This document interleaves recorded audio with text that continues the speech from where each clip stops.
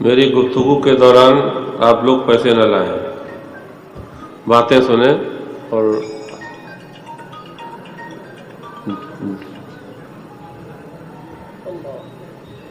ہماری باتیں سنیں گے، آپ اس پر عمل کریں گے، اس سے مجھے زیادہ خوشی ہوگی بجائے اس کے کہ آپ یہاں پر نوٹوں کی بارش کریں۔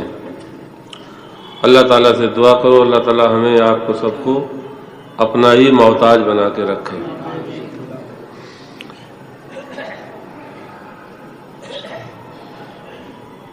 بہت سے حضرات تفسیر میں جو ہر اتوار کو شرکت کیا کرتے ہیں بیٹھے ہوئے ہیں، ہم دیکھ رہے ہیں، ان سے پہلے میں معذرت چاہتا ہوں۔ اس طرح کے پروگرام تھوڑے لیٹ ہو ہی جاتے ہیں، بتایا کچھ جاتا ہے اور کچھ نہ کچھ کبھی کسی وجہ سے کچھ تاخیر ہو ہی جاتی ہے۔ ایسا بھی ہوتا ہے کہ کچھ لوگ ایسے ہوتے ہیں کہ جنہیں کچھ بولنا بیان کرنا ہوتا ہے، ان کی بھی دلجوئی کی جاتی ہے، بہت سی وجوہات سامنے جاتی ہیں کہ ارادہ بنایا یہ جاتا ہے کہ پروگرام 11 بجے ختم کریں گے، 12 بج جاتے ہیں۔ خیر، ہم جلدی ہی اپنی گفتگو، دو طرح کی گفتگو آج ہم کرنے ہوتے آپ سے، یا تو ایک ہی موضوع پہ کروں گا یا پھر تھوڑی تھوڑی باتیں دونوں، چونکہ یہ ادارے کا اجلاس ہے۔ سالانہ جامعہ فاطمہ سید کالج میں جو بچے بچیاں فارغ ہوتے ہیں ان کے سرپرست اور احباب متعلقات آتے ہیں، تو ہم اس میں جو پہلا مخاطب ہوتے ہیں اس پروگرام کے، وہ بچے بچیاں ہوتے ہیں میرے گفتگو جو فارغ ہو رہے ہیں۔ امام اعظم ابو حنیفہ جن کے ہم مقلد ہیں، اسی لیے ہم حنفی کہلاتے ہیں، وہ ان کی درسگاہ سے جب لوگ فقہ اور حدیث تفسیر کے علوم سے فارغ ہو کے جاتے تھے تو وہ اپنے تلامذہ اور اپنے شاگردوں اور اپنے اصحاب کو بہت سے پند و نصائح فرمایا کرتے تھے، اور وہ پند و نصائح ان دروس یا ان سبقوں سے علیحدہ ہوتے تھے جو وہ ان کی صحبت میں رہ کے 10 سال 12 سال پڑھتے تھے۔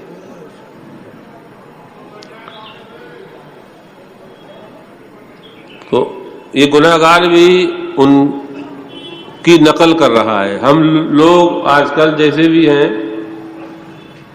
اپنے اسلاف اپنے بزرگوں کی نقل کر رہے ہیں، ان جیسا کام نہیں کر رہے۔ جب ہم ان جیسے ہی نہیں تھے ان جیسا کام کیسے کر سکتے ہیں؟ بس یہ ہے کہ ہم لوگ ان کی نقل کر رہے ہیں۔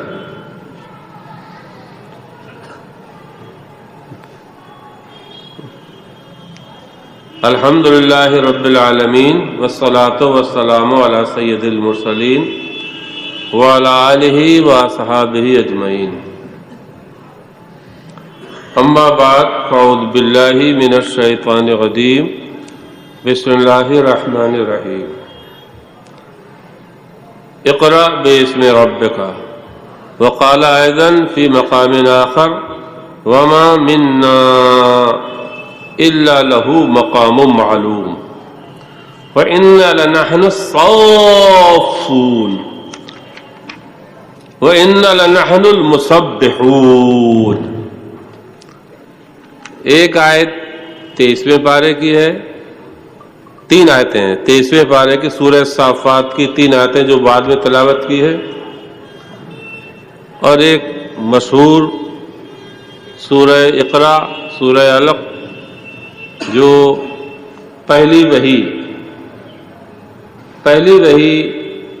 اس زمین پر، پہلی وحی جبرائیل جو لے کے آئے تھے وہ سورہ اقرا ہی ہے، اور اقرا ہی سے شروع ہے۔ سب جانتے ہیں چونکہ یہاں مدارس کے لوگ بھی بہت بیٹھے ہوئے ہیں، مدارس کے بچے، مدارس کی بچیاں اور ان بچوں کے سرپرستی بہت سے سینکڑوں حافظ مولانا یہاں موجود ہیں، ایک دو نہیں، سینکڑوں حافظ مولانا قاری یہاں موجود ہیں۔ اقرا تو سب جانتے ہیں صیغہ امر کا ہے، مفعول یہاں مذکور نہیں ہے۔ اقرا، ہمارے بہت سے لوگ اقرا کا غلط مفہوم بیان کرتے ہیں، جو لوگ بہت زیادہ تعلیم پہ زور دیتے ہیں تو دینا بھی چاہیے، لیکن اس آیت کو غلط جگہ پہ سیٹ کرنا چاہتے ہیں، اس کے بارے میں ہم تھوڑی سی گفتگو کریں گے۔ اقرا بے اسم رب کا 30ویں پارے میں یہ صورت ہے، آخری سجدہ اسی صورت میں ہے۔ قرآن کریم میں 14 سجدے ہیں، پہلا سجدہ 9ویں پارے میں ہے سورہ اعراف میں، اور آخری سجدہ اسی سورہ اقرا میں، 14 سجدے ہیں۔ یہ سورت کے ختم پر سجدہ ہے۔ شروع اقرا،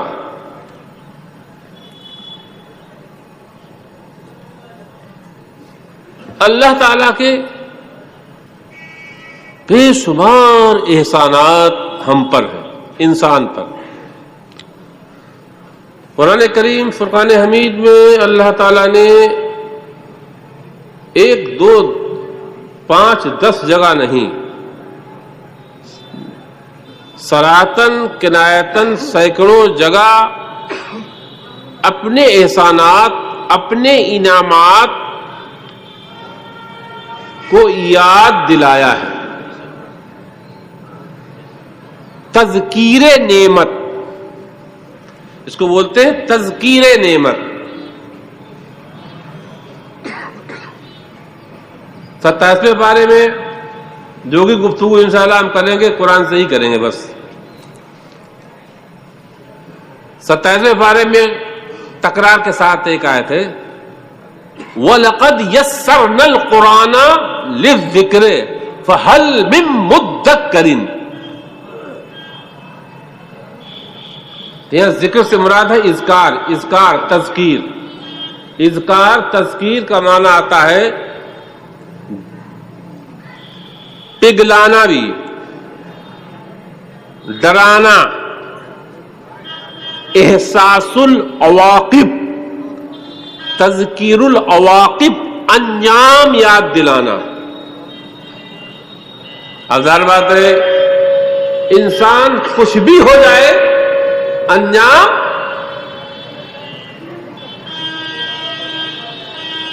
فقیر، گدا، شاہ، افسر، ادکاری، کرمچاری، چوکیدار، عالم، مولانا، سیٹ، مالدار، کچھ بھی ہو، انجام موت۔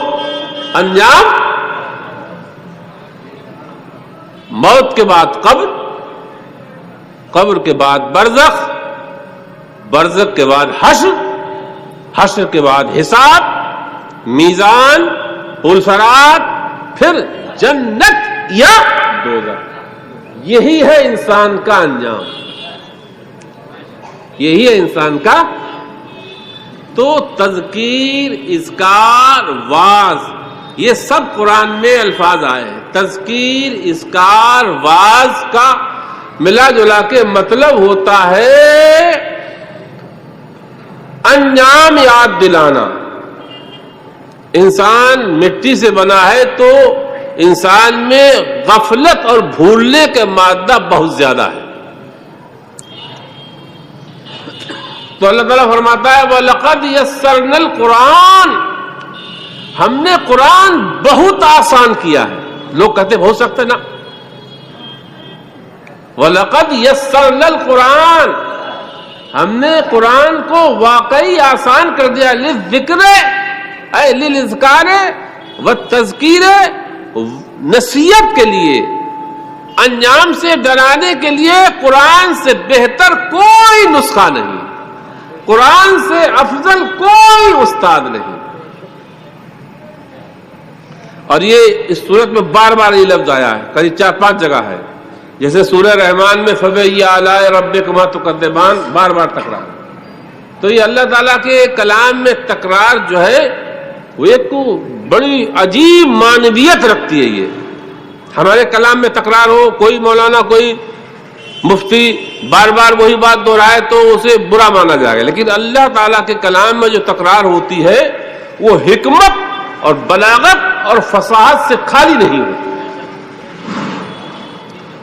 تو بے شمار خدا کے احسان ہیں، میں ایک احسان دلا رہا ہوں یاد. ایک بزرگ فرماتے ہیں قرآن کی تفسیر، بمبئی میں ایک مزار ہے، لوگ جو بمبئی جاتے ہیں، مخدوم ماہمی بہت مشہور درگاہ ہے. ان کی تفسیر کا میں ایک نقطہ ہے، انہوں نے لوگ سمجھتے ہیں اولیاء اللہ صرف ایسے، یہ دیکھیے آپ ایک بمبئی میں جو بزرگ ہیں جن کے جو جاتے ہیں تو ان کے مزار پہ حاجی علی ان کے مزار پہ ضرور جاتے ہیں. اور وہ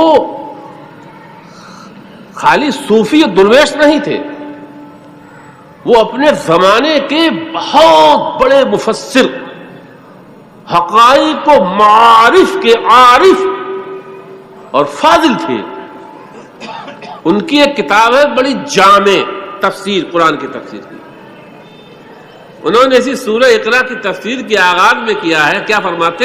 ان اللہ تعالی اعز الانسان بانزال القرآن علیہ کما اعز القا بانزال الروح الانسان و صورتہ علیہ. یہ عبارت ہے ان کی تفسیر کی اسی اقرا کے ساتھ میں. القا کہتے ہیں یہی القا جس سے ہم بنے ہیں. القا کیسے کہتے ہیں؟ جس سے یہ سراپا، جس معمولی حقیر قطرے سے ہم بنے ہیں، جس معمولی حقیر قطرے پر انسان کا اسٹرکچر تیار کیا گیا ہے. نطفہ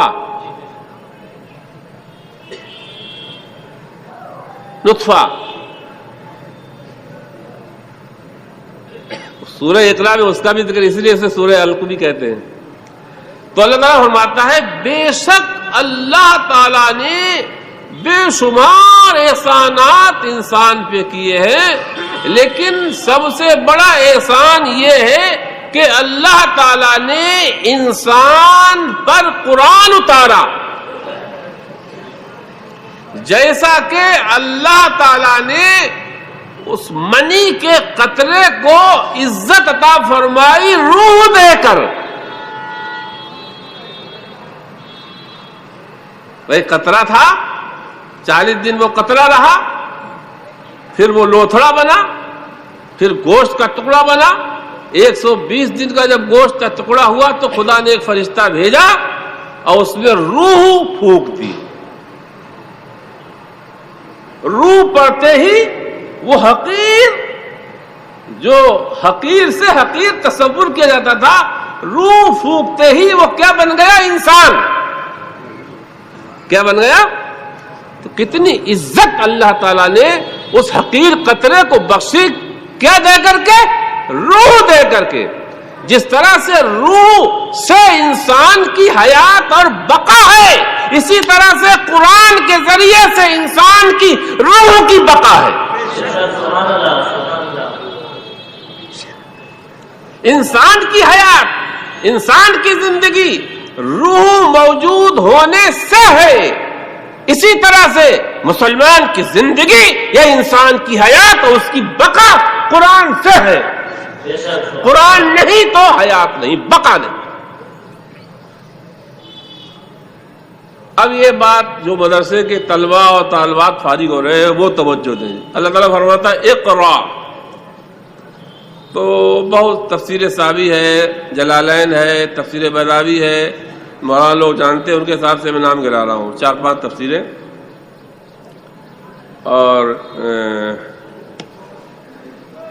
اور بھی تفسیر کتب ہیں. 4-5 میں نے مطالعہ کیا ابھی 2-3 دن پہلے. تو ان میں سب میں مفعول محذوف مانا گیا ہے القرآن، اے کلام ربک، اقرا کلام ربک، خدا کا کلام پڑھو.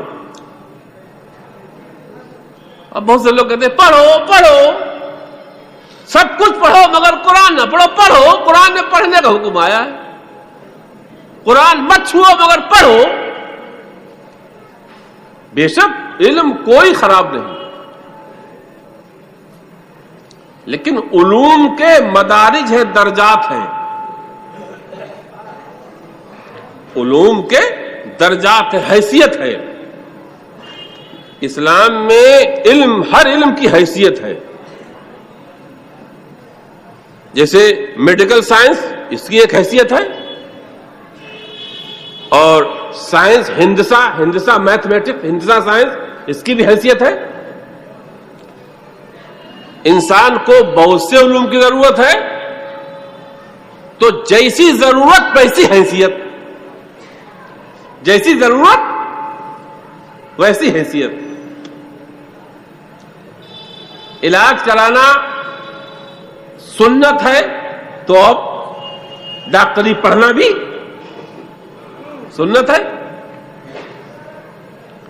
تو ہر علم، غور کریے، انسان کو جس چیز کی جیسی ضرورت ہے وہی حیثیت اس علم کی ہے۔ جیسے نماز میں قرآن پڑھنا فرض ہے تو اتنا قرآن سیکھنا فرض ہے۔ نماز میں طہارت فرض ہے تو اتنے طہارت کے مسائل سیکھنا فرض ہے۔ نماز میں بسم اللہ پڑھنا، ثنا پڑھنا، جو ثنا پڑھتے ہیں سنت ہے، تو ثنا کا سیکھنا، بسم اللہ کا یاد کرنا سنت ہے۔ نماز میں سبحان ربی الاعلی تسبیحات پڑھتے ہیں، ان کا حکم شریعت میں یہ سنت ہے، تو ان کا سیکھنا بھی کیا ہے؟ اسی طرح سے ہر علم۔ لیکن قرآن سیکھنا کیا ہے؟ فقرؤ ما تیسر، یہ قرآن کی آیت ہے۔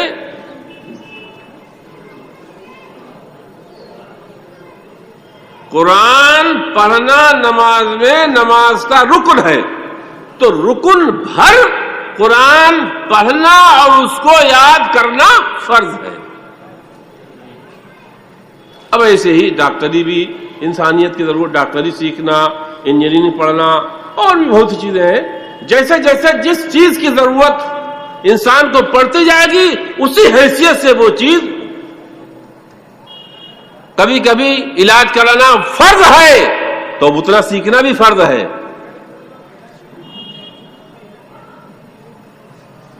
بھوک سے مرنا جائز نہیں ہے، تو اب جینے بھرے کو کمانا فرض ہے۔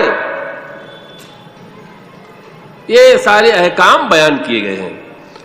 اب ایک نقطہ ہے یہاں پر، اللہ پاک فرماتا ہے اقرا کلام ربک، اے انسان اپنے رب کا کلام پڑھ۔ ڈائریکٹ مخاطب تو رسول اللہ ہے، لیکن رسول اللہ کے واسطے سے ہر لا الہ الا اللہ پڑھنے والا اس حکم کا مخاطب ہے۔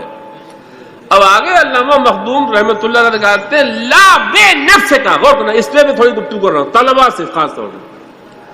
لا بے نفس کا بل مستعینا بربک، قرآن اپنے آپ مت پڑھو۔ غور کریے، جو نیٹ سے قرآن سیکھ رہے ہیں کسی انسان کی مدد نہیں ہے، کسی انسان کی مدد کے بغیر وہ خود نیٹ سے یا اپنے موبائل سے قرآن سیکھ رہے ہیں۔ خدا کیا فرما رہا ہے؟ اقرا، پڑھو قرآن، لا بے نفس کا، اپنے آپ سے نہیں، ڈائریکٹ نہیں، بے اسم رب کے کا، محمد تم خدا کی توسط سے پڑھو، تمہیں خدا قرآن پڑھائے گا، اور محمد تم امت کو قرآن پڑھاؤ گے، تم صحابہ کو قرآن پڑھاؤ گے، صحابہ تابعین کو پڑھائیں گے، اور تابعین اماموں کو پڑھائیں گے۔ اسی طرح سے قرآن قیامت تک واسطے سے پڑھا جائے گا۔ جو قرآن واسطے سے پڑھا جاتا ہے وہی پڑھنا ہدایت دیتا ہے، اور جو قرآن اپنے آپ پڑھا جاتا ہے اس قرآن میں بجائے ہدایت کے گمراہی کے چانس زیادہ ہوتے ہیں۔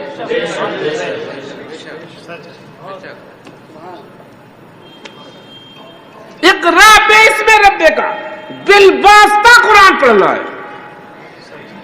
قرآن پڑھنے میں، حدیث پڑھنے میں کسی کو شیخ بنانا ہے، کسی کو استاد بنانا ہے. جیسے فرض کر لیجئے، میں یہاں پہ ایک بات بتا رہا ہوں، قرآن عربی ہے نا، عربی حروف جو حروف تہجی جیسے الفابیٹ بولتے، کیا بولتے ہیں؟ حروف تہجی. ایک خاص خصوصیت ہے عربی کے جو حروف تہجی ہے، الف با تا ثا جیم ہا خا، حروف تہجی، ان حروف کی ایک خاص خاصیت یہ ہے کہ قدرت نے ان حروف کو ادا کرنے کے لیے انسان کے منہ میں کچھ ایسے حصے بنائے ہیں جو حصہ جس حرف کے لیے قدرت نے متعین کیا ہے، جب اسی جگہ سے وہ ادا کیا جائے تبھی صحیح ادا ہوتا ہے. اسی کو بولتے ہیں قرہ مخارج، تصحیح مخارج، تصحیح حروف. تو اب یہ تجوید، یہ مشق، اب تجوید میں بھی بہت سی قسمیں ہیں، قاری لوگ یہاں بہت بیٹھے ہوئے ہیں، تجوید میں بھی بہت سی قسمیں ہیں. تجوید میں ایک چیز کہلاتی ہے مشق قرآن. تو جو مشق ہے، مشق غور کریے، مشق پڑھنے کا نام نہیں ہے. ہمیں جانے کتنے سال ہو گئے جلالین پڑھاتے. جلالین کتاب مدرسوں میں پڑھائی جاتی ہے، کہیں جماعت خامسہ سے، کہیں سادسہ سے، ہر پورے بر صغیر میں یہ کتاب تفسیر کی پڑھائی جاتی. پورے بر صغیر نہیں بلکہ ایشیا میں، عرب ہے، پنجاب، جتنے بھی مدارس ہیں سب میں جلالین پڑھائی جاتی ہے. اس کتاب ہے. تو یہ کتاب تفسیر جو شروع ہوتی ہے وہ سورہ بقرہ سے ہے، سورہ فاتحہ آخر میں ہے. تو اس میں ایک جگہ پر ہے 2-4 آیتوں کے بعد سواء علیہم اانذرتہم ام لم تنذرہم لا یؤمنون. اانذرتہم، صحیح بات یہ ہے کہ یہ سبق جب میں پڑھاتا ہوں تو میں بالکل جاہل بن جاتا ہوں، چونکہ اس میں جو قسمیں بتائی ہے، تسہیل اور عدم تسہیل و فلاں، تو اس کا تعلق پڑھنے سے نہیں ہے، کتاب پڑھنے سے نہیں ہے. جب تک سامنے قاری نہ بیٹھا ہو، سامنے ماہر قرات قاری نہ بیٹھا ہو، اس وقت تک کوئی عالم بن جائے، مفتی بن جائے، مفتیاں بن جائے، لیکن اس کو صحیح ادا نہیں کر سکتا ہے جب تک کہ قاری نے خود قاری ہو، یا اس قاری نے جب تک کہ اپنے شیخ کو ادا کرتے نہیں دیکھا ہے. یا بہت سے قاری بیٹھے ہو گئے، پڑھی نہیں پا، کتنی بڑا مولانا ہوگا، قاری کے سامنے بیٹھے گا، قاری نقل کرے گا کہ یہاں پر ایسے کرنا ہے، یہاں پر یوں کرنا ہے، یہاں پر اتنی زبان کو لچکانا ہے، یہاں ایسے ہونٹ اٹھانا ہے، یہاں پر یہ جبڑا یہاں پہ جائے گا، یہ داڑھ یہاں لگے گی، زبان ادھر جائے گی، وہاں پہ جائے گی، اور وہ ادا جانے ہی نہیں، ادا کر کے دکھاتا ہے. تو قرآن کا ایک شعبہ ہے مشق، یعنی قرآن کی مشق کرنا. تو یہ مشق جو ہے اس کا تعلق پڑھنے سے نہیں ہے، یہ ہے نقل ادا. شیخ نے جس طرح سے ادا کرا اسی طرح سے تلمیذ شاگرد بھی ادا کرے. اب بتاؤ، جو لوگ ہندی رسائل میں یاد کر لیتے ہیں بیچارے، حالانکہ وہ یاد کر لے، اسے چھوڑے نہ، لیکن صحیح کرنے کی جد و جہد. مثال دی مشق کی کہ بلا شیخ، بلا استاد، بلا مرشد کے واسطے کوئی قرآن صحیح پڑھ نہیں سکتا ہے. جب پڑھ نہیں سکتا ہے تو بلا شیخ اور مرشد کی مدد کے قرآن سمجھ کیسے سکتا ہے؟ دیکھیے، ایک ہے پڑھنا اور ایک ہے سمجھنا، اور ایک ہے سمجھنا معنی کا، اور پھر اس قرآن سے کیا ثابت ہے، معارف کیا ہے، حقائق کیا ہے.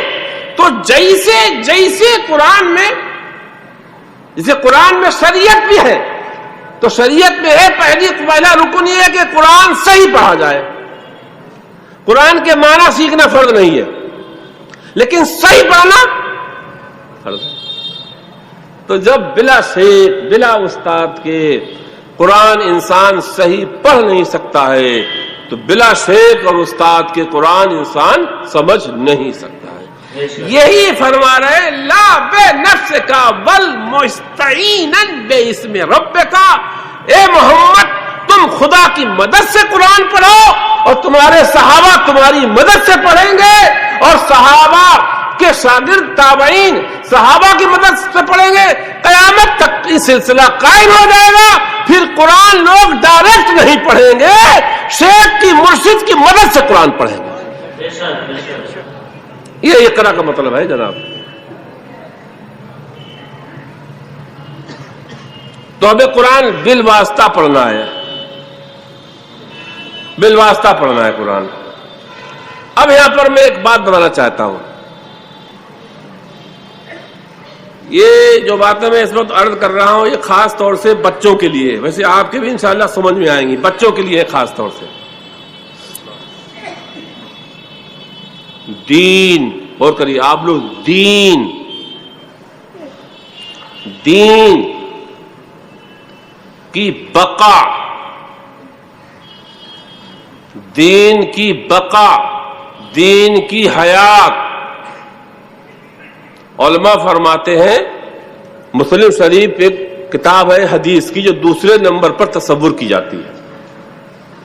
بخاری کے بعد مسلم شریف, یہ بچے بچیاں جو فاضل بنتے ہیں یہ بخاری, جامع بخاری, صحیح مسلم, جامع ترمذی, ابو داؤد, نسائی, سیاہ ستہ کہلاتی ہیں 6 مشہور کتابیں. ان کو پڑھ کر یہ بچے فارغ ہوتے ہیں تب ان کو سند اور یہ دستار پگڑی ادارہ دیتا ہے. اس میں بھی شیوخ کا واسطہ ہوتا ہے, شیوخ کے ذریعے سے. تو مسلم کے ایک بہت بڑے شارح ہیں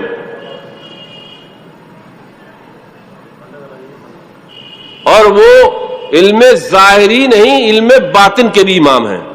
وہ فرماتے ہیں علم دھیان سے سنو, اپنی کتاب میں فرماتے ہیں علم دھیان سے سنو. التعلیم والتعلم والدرس والتدریس هو الاصل الذي به قوام الدین. اور کریے پڑھنا پڑھانا, سیکھنا سکھانا. التعلیم والتعلم مطلب سیکھنا سکھانا.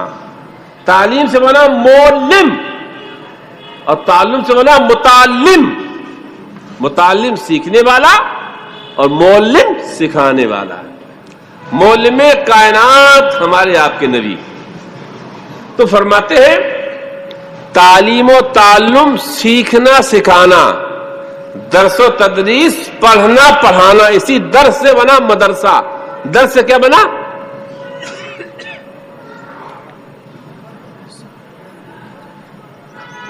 درس, قرآن کا درس, حدیث کا درس. افسوس, صد افسوس, ہزار افسوس, مدرسہ بولتے ہی تصور جاتا تھا کہ وہ جگہ جہاں قرآن و حدیث پڑھایا جائے. لیکن آج مدرسہ بولتے ہی ہمارے صوبے میں تصور جاتا ہے کہ جہاں, اب آگے بولنا نہیں چاہتا ہوں, اتنی مانتائیں اتنی مانتائیں اتنی مانتائیں اتنی مانتائیں اتنی مانتائیں کہ مدرسے کی عزت کو, جو مدرسہ نام کی عزت تھی, حیثیت تھی, وقار تھا, جو شرف خدا کی طرف سے ملا تھا, اس کو خاک میں ملا دیا.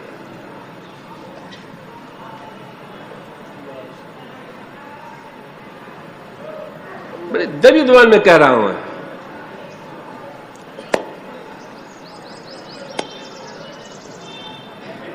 قرآن کا ایک سبق بھی نہیں ہے وہاں, حدیث کا ایک سبق بھی نہیں ہے وہاں. اور نام کیا ہے اس کا؟ ہر جگہ ہر شخص چلتا ہے.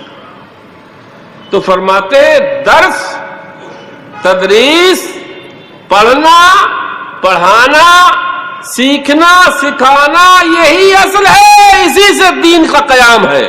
وہ یہی حفاظت العلم بالدین ہے، اور پڑھنے پڑھانے ہی سے علم کی بھی حفاظت ہے اور دین کی بھی حفاظت ہے۔ قرآن کی بقا بھی اسی سے ہے، دین کی بقا بھی اسی سے۔ جب تک یہ درس جاری رہے گا، جب تک یہ پڑھنا پڑھانا قرآن و حدیث کا رہے گا، اسی وقت دین باقی رہے گا، اسی وقت یہ قرآن ہمارے آپ ہماری حفاظت کرے گا۔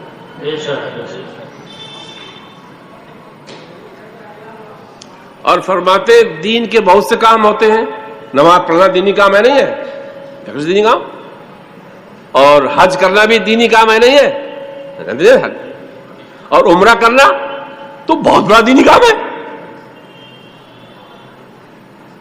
قرض نہیں دیں گے عمرہ چلے جائیں گے، بہت بڑا دینی کام کر رہے گا۔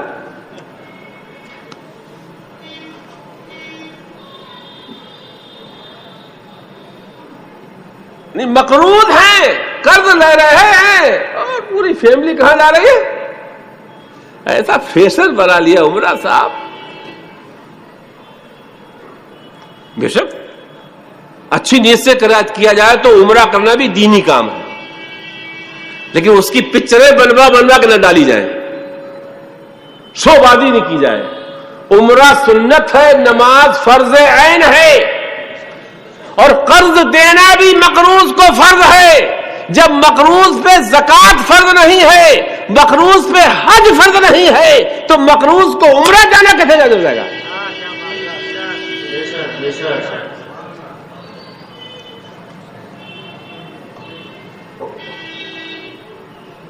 ہمارے ایک ادارے کے پرنسپل بتا رہے تھے، ایک گارجین آئے اور ایک ٹیچر سے لڑنے لگے۔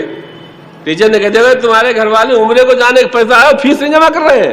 تو وہ عورت لوٹ کے آئی اور پرنسپل سے لڑ پڑی۔ تو میں نے ہنسی آئی، میں نے کہا تم پریشان نہ ہو، ہماری قوم کو حقیقت سے دور رکھا گیا، اسے عمرے کی فضیلت بتائی گئی ہے اور قرض کی اہمیت سے نہیں ڈرایا گیا ہے۔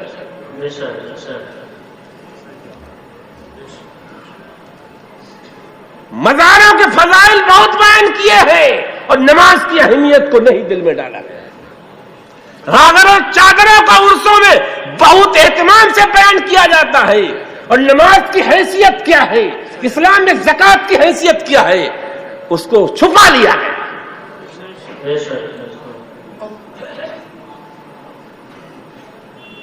میاں کو نذرانے دینے کی اہمیت خوب سکھائی گئی ہے، لیکن جو قرض ہے اس کی حیثیت کیا ہے؟ قیامت میں قرض تمہارا کیا کیا کھا جائے گا، اس سے نہیں ڈرایا گیا۔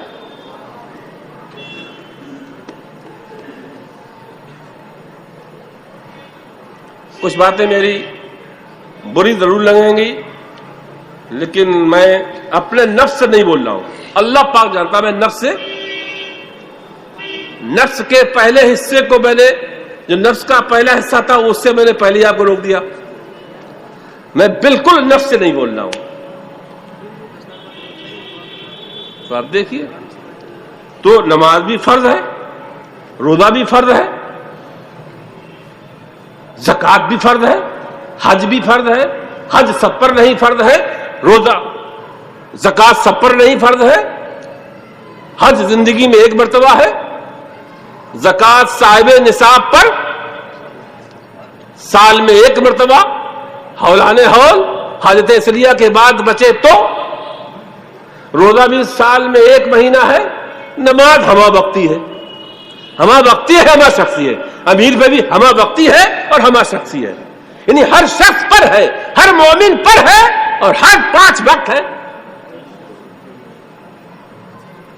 تو فرماتے ہیں جس طرح سے نماز دین کا کام، زکوٰۃ ادا کرنا دین کا کام، قرآن پڑھنا دین کا کام، حج کرنا، عمرہ کرنا دین کا کام ہے، فرماتے اسی طرح سے فَوَأَهَمُّ أُمُورِ الدِّينِ وَأَعْظَمُ الْعِبَادَاتِ وَأَعْقَدُ فُرُوضِ الْكِفَایَاتِ وَأَفْضَلُ الْمَشَاغِلِ۔ فرماتے ہیں شارح مسلم کہ جس طرح سے نماز، روزہ، حج دین کے کام ہیں، اسی طرح سے ان نماز، روزے، دین کو سیکھنا بھی اس سے زیادہ اہم ہے۔ صحیح نماز کب ادا ہوگی؟ جب علم ہوگا. صحیح نماز کب ادا ہوگی؟ جب فرماتے ہیں وَآدَمُ الْعِبَادَاتِ، اور دین سیکھنا سکھانا، دین پڑھنا بھی اور دین پڑھانا بھی یہ اہم دین کے کاموں میں سے کام ہے. وَآكَدُ فُرُوضِ الْكِفَایَاتِ، اب یہاں پر ایک ہوتا ہے فرض عین، ایک ہوتا ہے فرض عین، ایک ہوتا ہے فرض کفایہ. فرض عین کا مطلب ہوتا ہے جس شخص پر وہ چیز فرض ہے جب تک وہ نہ ادا کرے وہ ادا نہیں ہوگی. فرض عین کا مطلب خود نماز ہم پر فرض ہے تو جب تک نماز ہم نہیں ادا کریں گے ظہر کی، ہماری اولاد ہمارے اہل عیال ادا کریں ادا. فرض کفایہ معاشرے، سماج، جماعت، بستی، گاؤں میں ایک ادا کر دے سب بڑی ذمہ ہو جائے. فرض سب پر برابر ہے لیکن ایک ادا کر دے تو سب بڑی ذمہ ہو جائے. 10 پڑھے تو دسوں سے فرض ادا ہوگا، لاکھ پڑھے لاکھوں کا فرض ہی ادا ہوگا، لیکن اگر ایک پڑھ دے گا تو سب فرض کے عذاب سے، عقاب سے بچ جائیں گے. تو فرماتے ہیں فروض کفایہ میں دین سیکھنا سکھانا یہ موقت فرض ہے، اور انسان جتنے مشاغل، جتنے کام، جتنی خدمات دنیا میں انجام دیتا ہے، سوشل خدمت، خدمت خلق، کھانا کھلانا بھی خدمت خلق ہے، کپڑا پہنانا بھی خدمت خلق ہے، اخلاص کی نیت سے کمزوروں غریبوں کی مدد کرنے کی نیت سے سیاست کرنا بھی خدمت خلق ہے، اسکول کالج چلانا بھی اچھی نیت سے یہ بھی خدمت خلق ہے. لیکن فرماتے ہیں خدمت خلق کے اس زمین پر جتنے کام انجام دیے جاتے ہیں سوشل ورگ میں سب سے اعلیٰ خدمت خلق ہے لوگوں کو دین سکھانا اور دین پڑھانا. چونکہ دوائیاں فری دینا بیماری سے بچانا ہے، لباس اور کمبل بانٹنا سردی میں سردی سے بچانا ہے، اور علم دین پڑھانا انسان کو دوزخ سے بچانا ہے. تو آپ سمجھ لیجئے بیماری بھی مصیبت، سردی میں مر جائے یہ بھی مصیبت، فاقہ کرے یہ بھی مصیبت. تو اس نے بے شک بھوکے کو کھانا کھلایا، مصیبت سے بچایا. کتنی بڑی مصیبت سے بچایا؟ ایک مصیبت سے بچایا. کمبل دیا مصیبت سے بچایا، علاج کیا مصیبت سے بچایا. محلے میں گلی میں پانی بھر رہا تھا، نالی ٹوٹی ہوئی تھی، پورے محلے کو اس نے روڈ بنوا کے نالی بنوا کے محلے کو مصیبت سے بچایا. دوزخ سے تو نہیں بچایا، دوزخ سے تو نہیں بچایا. جو قرآن سکھاتے ہیں، جو قرآن پڑھتے ہیں، وہ خدمت کر رہے ہیں جس سے دوزخ سے بچایا جاتا ہے. اس لیے اسے افضل ہے ہماری فرمایا. اب ایک آیت ہے سورہ آل عمران کی، اس میں اللہ تعالیٰ نے یہود و نصارہ، تورات انجیل میں یہ حکم مذکور ہے، اسی کو اللہ تعالیٰ نے قرآن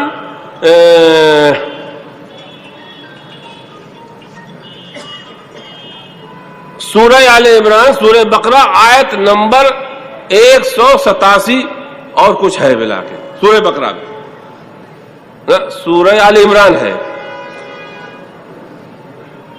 فرماتا ہے اللہ تعالیٰ، قال اللہ تعالیٰ وَإِذْ أَخَذَ اللَّهُ مِيثَاقَ الَّذِينَ أُوتُوا الْكِتَابَ لَتُبَيِّنُنَّهُ لِلنَّاسِ وَلَا تَكْتُمُونَهُ. قرآن سکھانا، قرآن سیکھنا اللہ تعالیٰ نے توریت میں، انجیل میں اس کو بڑی سختی سے بیان فرمایا، پھر اسی کو قرآن میں نقل فرمایا. یاد کرو وہ ٹائم، یاد کرو وہ وقت جب اللہ تعالیٰ نے اہل کتاب یعنی یہود و نصارہ سے مضبوط عہد و پیمان لیا تھا کہ تم لوگوں کو قرآن پڑھاؤ گے ضرور، تم لوگوں کو توریت سکھاؤ گے ضرور، ولا تکتمونہ، اور قرآن اور خدا کی کتاب کو چھپاؤ گے نہیں، چھپانا نہیں. اسی آیت کی تفسیر میں مولا علی فرماتے ہیں اللہ تعالیٰ نے جاہل یا نادان یا ان پڑھوں سے پڑھنے کا عہد بعد میں لیا ہے، عالموں سے عہد پہلے لیا ہے کہ تم پڑھاؤ گے ضرور، چھپاؤ گے نہیں۔ جاہل نہ پڑھنے والے بھی پکڑے جائیں گے نہ پڑھنے پر، اور اگر عالموں نے پڑھانے میں جد و جہد نہیں کی، کوشش نہیں کی، تو وہ بھی پکڑے جائیں گے نہ پڑھانے پر۔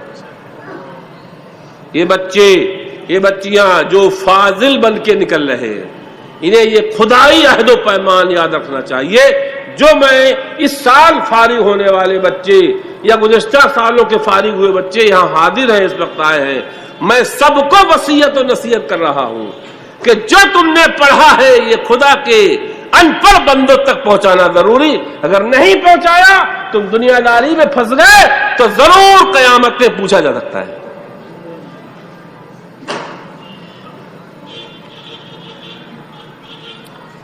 ایسی قرآن کی سینکڑوں آیتیں ہیں اور احادیث صحیحہ۔ ایک حدیث صرف بخاری کی، نبی پاک فرماتے لِيُبَلِّغَ الشَّاهِدُ مِنْكُمُ الْغَائِبَ، فرماتے ہیں سرکار جو آج حاضر ہیں، ابو بکر سنو، عمر سنو، عثمان سنو، علی سنو، اے میرے اصحاب سنو، آج جو اس میدان عرفات میں موجود ہیں 1,24,000، سب سن لیں، سیغہ امر کا ہے، سب سن لیں، یہ جو میرا خطبہ ہے، یہ جو میرا بیان ہے، یہ خدا کا کلام ہے، یہ میری حدیثیں ہیں، یہ ضرور تم میں سے آج کے موجود پہنچائیں گے کل آنے والے لوگوں کو۔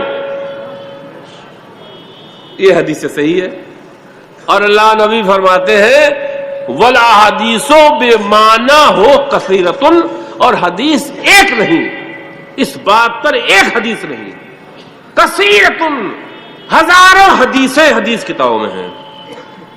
اور ایک اور دلیل ہے اس دین کی، اجماع امت، فرماتے والاجماع منعقد علیہ، پڑھنے پڑھانے پر اجماع بھی منعقد ہو چکا ہے۔ صحابہ کا اجماع رہا، تابعین کا اجماع رہا۔ امام اعظم اتنی بڑی تجارت کرتے تھے، جب انہوں نے پڑھنے پڑھانے کی حدیثیں سنی تو اپنے آپ کو ادھر لگا لیا، ادھر لگا لیا۔ امام محمد ان کے شاگرد ہیں، وہ بھی حنفی امام ہیں۔ امام محمد کے والد اتنی بڑی تجارت کرتے تھے کہ ان کی تجارت اور آمد رفت اور آمدن اور آنے جانے کے سامان کی لکھا پڑھی کرنے والے 300 لوگ رہتے تھے۔ کتنے رہتے تھے؟ 300 لوگ لکھا پڑھنے والے، گویا کہ اکاؤنٹ میں تھے، شعبہ اکاؤنٹ میں 300 لوگ تھے جو لانے جانے والے نہ تھے، لکھا پڑھتی۔ کتنی بڑی تجارت ہوگی، کتنے مالدار ہوں گے۔ اور امام یوسف امام محمد کے شاگرد ہیں، وہ بیان کرتے ہیں امام محمد نے اپنے والد سے اتنا مال و متاع پایا تھا، لیکن امام ابو حنیفہ سے علم اور فقہ سیکھنے میں سارا مال خرچ کر دیا۔ جب ایک دن میں گیا تو ان کے جسم پر ثابت کپڑے نہیں تھے، پھٹے ہوئے کپڑے ہم نے دیکھے۔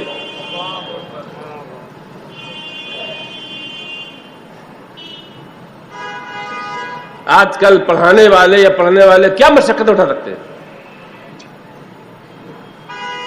اور خوددار غیرت مند اتنے تھے۔ تعلیم المتعلم میں کتابیں بچے پڑھتے ہیں ثالثہ ثانیہ جماعت میں، تو امام یوسف نے جب یہ کپڑے پھٹے ہوئے دیکھے تو ایک سوٹ یا چند سوٹ بھیجے۔ امام یوسف قاضی تھے، خلیفہ وقت کے قاضی القضات، چیف جسٹس تھے، پوری سلطنت اسلامیہ کے چیف جسٹس تھے، تو زیادہ انہیں وظیفہ ملتا تھا۔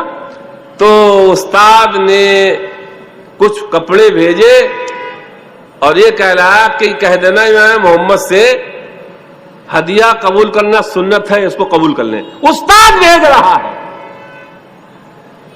تو امام محمد نے ایک حدیث لکھ کے بھیجی کہ رسول اللہ نے فرمایا لیسا للمومن ان یذل نفسہ، یہ بھی رسول اللہ کی حدیث ہے کہ مومن کو بلا وجہ اپنے آپ کو ذلیل نہیں کرنا چاہیے۔ میں انہی کپڑوں پہ قناعت کروں گا، مجھے واپس کر دیا۔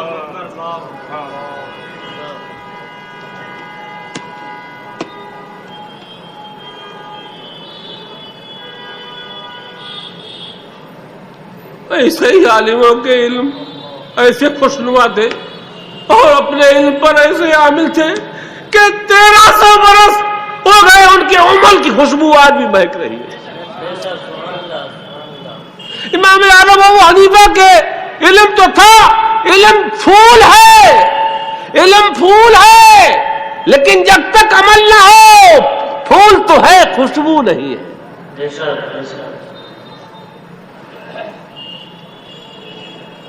جب فقی مفتی عالم کے علم میں عمل ہوتا ہے تو اس کی بات پھر اس کا پھول، علم کا پھول ایسے مہکتا ہے. 1 سال نہیں، 2 سال نہیں، 10 سال گزر جائیں، 50 سال گزر جائیں. ابو حنیفہ کے گزرے ہوئے دنیا سے نیاب 150 ہجری اور 44 چل رہی ہے، 4 سال گزر چکے ہیں. آج بھی ابو حنیفہ کا عمل مہک رہا ہے، ہمارے مسامع کو معبر کر رہا ہے، ہمارے جامع مسامع کو منور کر رہا ہے.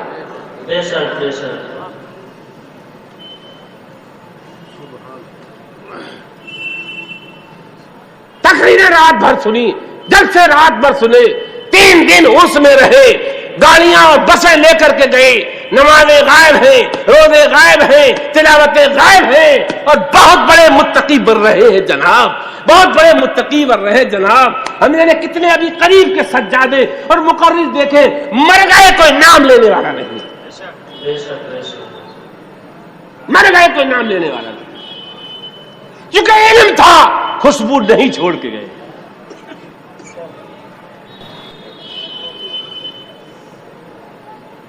مولانا احمد رضا اعلیٰ حضرت کو کتنے دن ہو گئے ہیں انتقال کو، لیکن ایسا عمل، ایسی خوشبو چھوڑ کے گئے ہیں.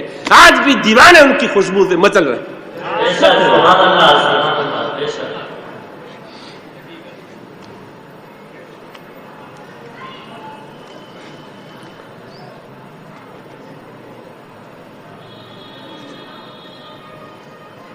اب میں نے کہا کہ دوسری بات جو میں نے کہی تھی کہ یہ قرآن کا علم کس سے لیا جائے گا؟ واسطے سے. کس سے لیا جائے گا؟ تو ہر آئے گا ٹکڑا سب سے پڑھا جائے گا؟ لا لا لا.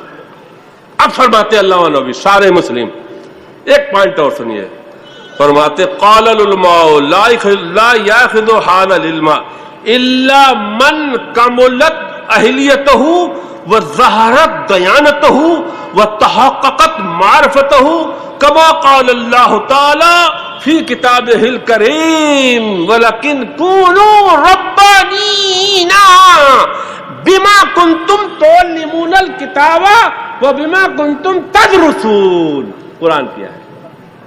علامہ سارے مسلم فرماتے ہیں یہ علم سب سے نہیں پڑھا جائے گا، ہر داڑھی ٹوپی والے سے نہیں پڑھا جائے گا، نیٹ پر ہر دین بتانے والے سے نہیں سیکھا جائے گا.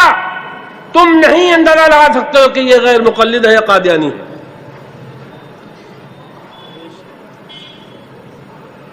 تم نہیں اندازہ لگا سکتے کہ یہ شیعہ ہے یا رافضی ہے. تم نہیں اندازہ لگا سکتے کہ رسول اللہ کا باغی ہے یا وفادار ہے. اب یہ قرآن کس سے پڑھا جائے گا؟ طلبہ سنیں، مولانا سنیں، فارغین سنیں، جدید فارغین، قدیم فارغین، سب سنیں. فرماتے ہیں وَلَا يَأْخِذُ هَذَا الْعِلْمَ، یہ علم سب سے نہیں لیا جائے گا، ہر شخص سے نہیں یہ علم لیا جائے گا، دین سب سے نہیں لیا جائے گا. اِلَّا مِمَّنْ کَمُلَتْ اہلیتہ، جو اس علم کے پڑھنے پڑھانے میں کامل اہلیت رکھتا ہو، علم ناقص نہ ہو، علم کامل ہو. ارسطو کہتا ہے، ارسطو یونانی عالم، فلسفہ یونان کا عالم کیا کہتا ہے؟ عالم کا جب علم ناقص ہوگا تو فائدہ کم پہنچائے گا، نقصان. ڈاکٹر اپنی ڈاکٹری میں جب ناقص ہوگا تو فائدے کے ساتھ نقصان ضرور.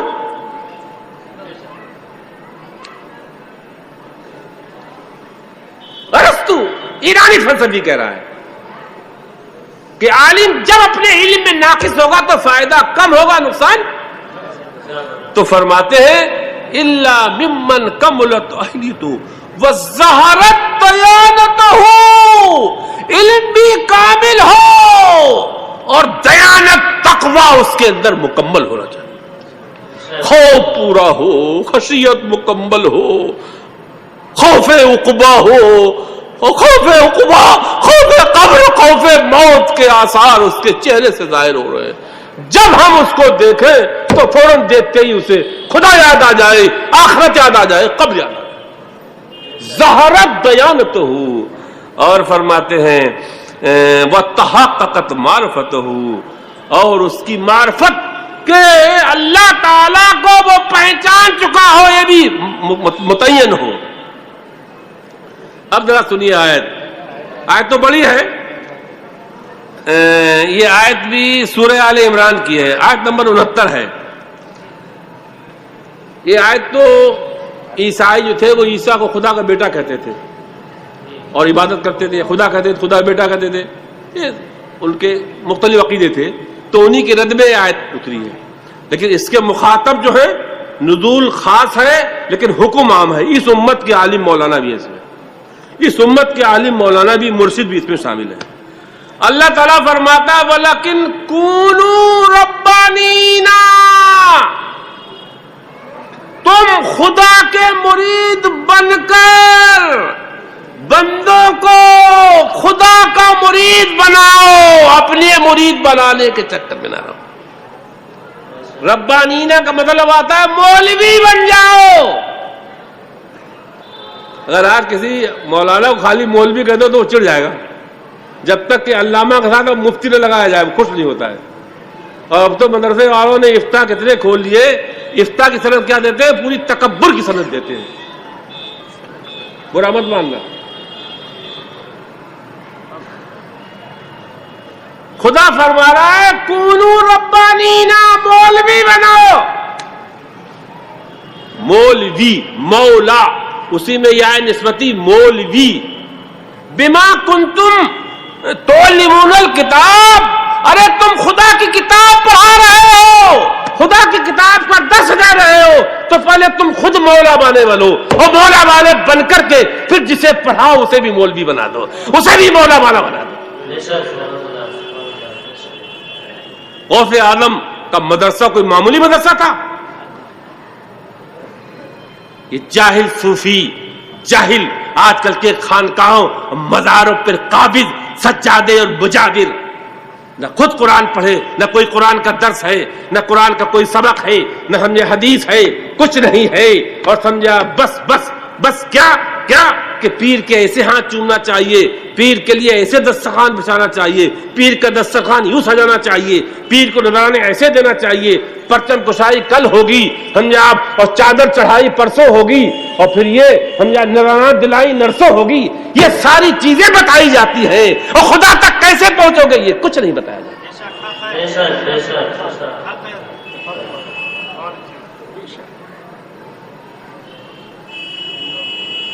پرسوں سندل، اور ایک سندل کا غسل ہوگا، کبھی سمجھے آپ چندن کا غسل ہوگا، کبھی اس کا غسل ہوگا۔ ارے یہ سب جاہل عوام دین کے فرض سمجھ کے آتے ہیں اس خانقاہ سے، اور نماز کی اہمیت سے غافل ہو کر کے آتے ہیں۔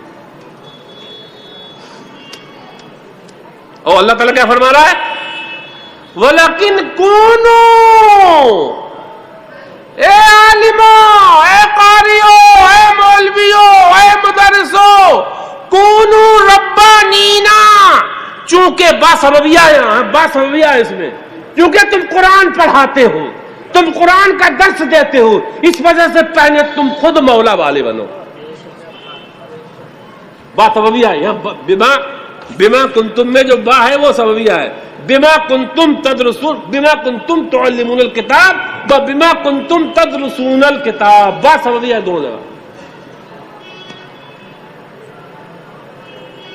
اسی لیے علماء نے فرمایا ہے خاص لوگوں کا عمل بھی خاص ہونا چاہیے۔ امام کا عمل مقتدیوں سے اعلیٰ ہونا چاہیے، مدرس کا عمل شاگردوں سے اچھا ہونا چاہیے، مرشد کا عمل مریدوں سے 1000 گنا اعلیٰ ہونا چاہیے۔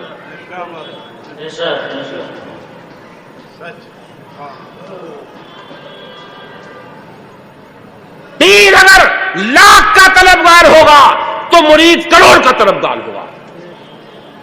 پیر یہ چاہے گا کہ میرے مکان میں 200 اسکوائر فٹ کا پتھر لگے تو مرید اب یہ کوشش کرے گا کہ میرے مکان میں 500 فٹ کا پتھر لگے.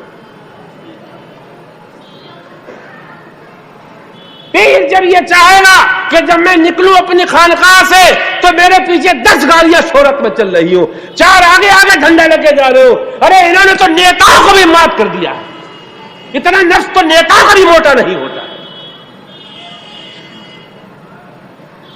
ہم نے کئی سے نیتا دیکھے ہیں, وہ اتنے سادہ ہوتے ہیں, وہ کبھی 4 گاڑی لگا کے نہیں چلتے بس. اور جاہل سمجھ رہی میں بہت بڑا عبادت کام کر رہا ہوں, جاہل کیا سمجھ بڑی عبادت کر رہا ہوں.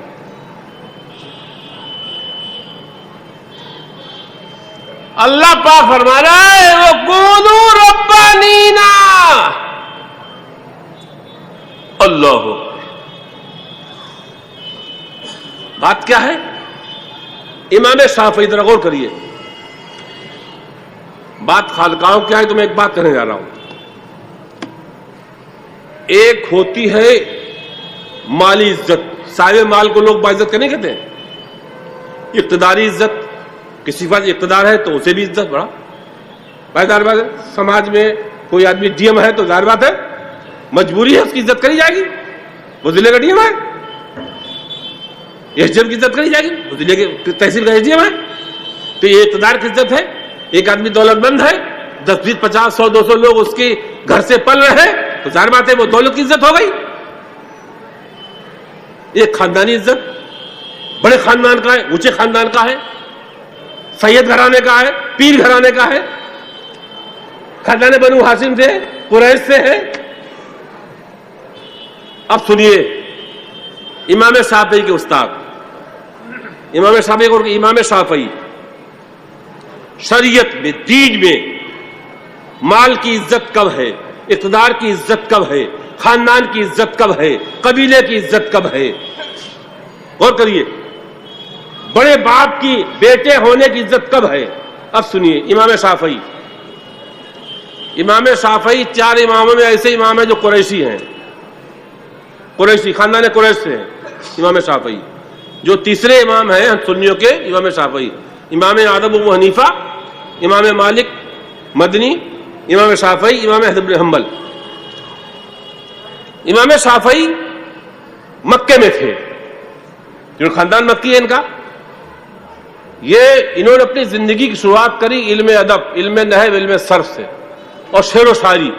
آپ جانتے ہیں شاعر آدمی کے دماغ میں اگر شعر و شاعری بھوت سوار ہو جائے تو وہ سب چھوڑتا ہے. شاعر تو کبھی یہ چاہتا ہے کہ میری جیب میں جتنے پیسے ہوں وہ سب ختم ہو جائے, میرے لوگ شعر سنتے رہے. ایسے دیوانے ہوتے ہیں شاعر تو بعض بات کہ میرے جیب میں سب لوگ پیسے چائے پینے میں کھلے مجھے داد دیتے رہے. بس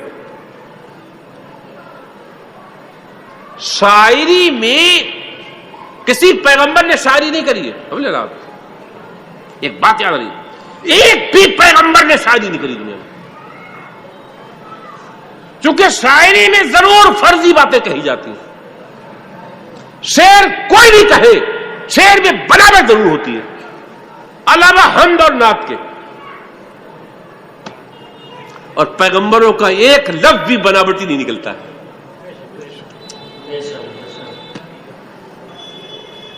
پیغمبروں کا ایک لفظ بھی زبان سے وہ حقیقت پر مبنی بات کہتے ہیں. ان کی زبان سے جو چیز نکلتی ہے وہ حقیقت پر مبنی ہوتی ہے. اس لیے لا ينبغي سورہ شورى میں اللہ تعالیٰ, اے پیارے حبیب تم اگرچہ فصیح الفصحاء ہو, دبے کیا ہے وہ عالم سے تیرے آگے ہی وہ ہے دبے لچے. فصاح عرب کے بڑے بڑے, ان کی فصاحت کا کوئی کمال تھا, ان کی بلاغت کا کوئی کمال تھا. عرب کا مانا جانا پہچانا 120 برس کا بڈھا شاعر لایا گیا اور ایک جملہ قرآن کا رسول اللہ نے پڑھ دیا, گس کھا کے گر گیا. اتنی فصاحت و بلاغت عروج پر ہونے کے بعد بھی خدا نے فرمایا شاعری تمہیں زیب نہیں دیتی. کہ شاعری میں بناوٹ ہے ضرور ہوتی ہے. تو امام شافعی جی تو پہلے شعر و شاعری مست تھے. ادھر کیا ہوا,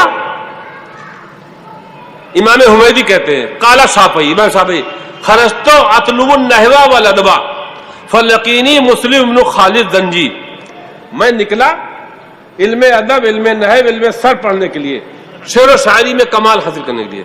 تو کہتے ہیں امام مسلم ابن خالد زنجی ہم سے ملے، بولے مجھ سے یا فتح من این انت، اے نوجوان کہاں سے تعلق ہے، تم کہاں رہتے ہو؟ بصرہ رہتے ہو، کوفہ رہتے ہو، کہاں رہتے ہو؟ تو بولے نہیں میں مکہ رہتا ہوں. ملاقات یہ منی میں ہوئی. کہاں ہوئی؟ حج کے دن تھے، منی یا عرفات میں ہوئی. قلت تو من اہل مکہ، نہیں حضور میں مکی ہوں. قال این منزلوں کا، تمہارا گھر کہاں ہے؟ تو مسجد خیف ہے منی میں. بولے وہی شیب خیف میں ہے. فرمایا من ای قبیلۃ انت، تمہارا کس قبیلے سے تعلق ہے؟ عربوں جو عرب لوگ، عربوں میں نسبی عصبیت بہت زیادہ تھی، آج بھی ہے، وہ بو آج بھی آتی ہے. آپ مکے جائیے، مدینے جائیے، آج بھی وہ ان ہندی لوگوں کو بڑا ہلکا سمجھتے ہیں. یہ خاندانی اور نسبی عصبیت عربوں میں بہت زیادہ ہوتی ہے. اسی لیے رسول اللہ نے اپنے حجۃ الوداع کے خطبے میں یہ بات کہی تھی کہ آج کے بعد کسی خاندان کو کسی خاندان پہ فضیلت نہیں ہوگی، نہ گورے کو کالے پہ ہوگی، نہ کالے کو گورے پہ ہوگی. بہرحال عزت والا وہی ہوگا جو تقویٰ زیادہ رکھتا ہو.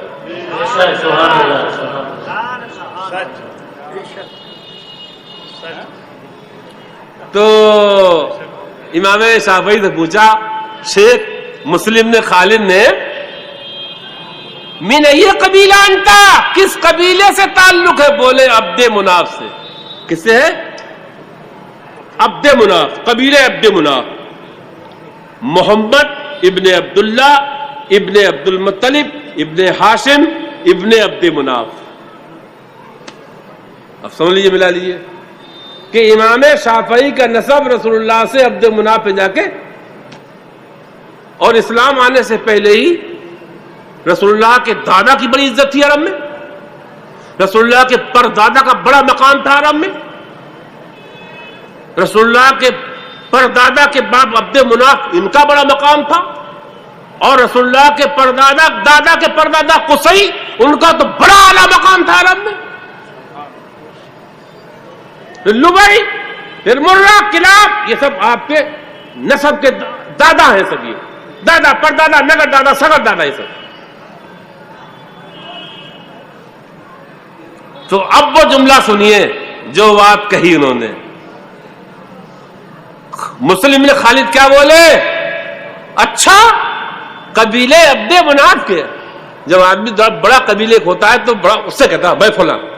جیسے آج بھی بہت سے سید ہیں آج کل تو بڑی، اور اب تو خانقاہوں کے سید تو اتنی دھمک سے کہتے ہیں، نہ علم کا ذکر کریں گے، نہ قرآن کا ذکر کریں گے، نہ حدیث کا ذکر کریں گے، نہ عمل کا ذکر. سید ہے سید، پیورٹی بیان کریں گے، پیورٹی بنائیں گے، اپنی پیورٹی بیان کریں گے. صرف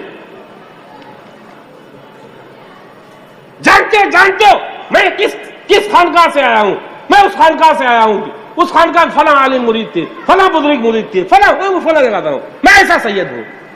پیورٹی بیان کر رہے ہیں، علم نہیں دکھا پا رہے، تقویٰ نہیں دکھا پا رہے، تفسیر نہیں دکھا پا رہے، حدیث نہیں دکھا پا رہے، آواز المعارف نہیں پڑھی نہیں دکھا پا رہے. علم ہوتا تو دکھاتے، تقویٰ ہوتا تو دکھاتے، خشیت ہوتی تو دکھاتے، پڑھا ہوتا تو دکھاتے. زندگی یا تو کالجوں میں گزری یا جہالت میں گزری.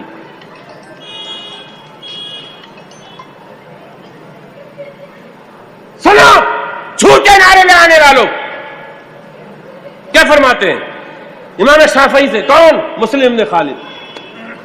کیا کہتے ہیں؟ بخا بخا بخا بخا بخا بخا. ارے قبیلے عبد مناف کے ہونے کے بعد اتنے بڑے باپ دادا کی اولاد ہو کر تم شعر و شاعری میں اپنا وقت خراب کر رہے. بکھا بکھا بکھا اور کریے، بکھا بکھا بکھا. اتنے بڑے باپ دادا کی اولاد کے ہونے کے بعد یہ وقت کہاں؟ لقد شرفک اللہ فی الدنیا والآخرہ، اللہ تعالیٰ تمہیں دنیا میں بھی عزت دے، اللہ تمہیں عقبہ میں بھی عزت دے۔ الا جعلت فہمک فی ھذا الفقہ، ارے اپنی فہم، اپنے ذہن کو فقہ میں کیوں نہیں لگا رہے ہو، حدیث میں کیوں نہیں لگا رہے ہو، قرآن میں کیوں نہیں لگا رہے ہو؟ جب بڑے خاندان کے ہو تو بڑی کتاب میں ذہن لگاؤ، جب بڑے خاندان کے ہو تو اولاد کو بڑی کتاب پڑھاؤ، اولاد کو کالج میں پڑھا رہے ہو اور بڑے خاندان ہونے کا دعویٰ کر رہے ہو، تمام جاہل قوم کو بے وقوف بنا رہے ہو۔ جب بڑے خاندان کے ہو تو سب سے بڑی کتاب پڑھاؤ، جب بڑے خاندان کے ہو تو سب سے بڑے نبی کی حدیث پڑھاؤ، جب بڑے خاندان کے ہو تو سب سے بڑے امام ابو حنیفہ کا فقہ پڑھاؤ، پھر بیٹے کو جانشین بناؤ۔ بڑی بڑی مسجدوں کے امام نااہل لونوں کا اپنے مرنے سے پہلے ہی امامہ باندھ دیتے ہیں کہ یہ بنیں گے عیدگاہ کے امام، یہ بنیں گے جامع مسجد کے امام۔ کیا حال ہو گیا قوم، کہاں جا رہی، نعرے لگا رہی۔